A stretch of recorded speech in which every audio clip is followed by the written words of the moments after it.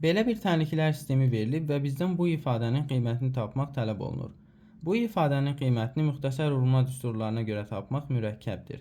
Bəs biz nə etməliyik? İlk öncə birinci tənliyimizi x minus y vuraq x plus y bərabərdir 8 şəklində yaza bilərik.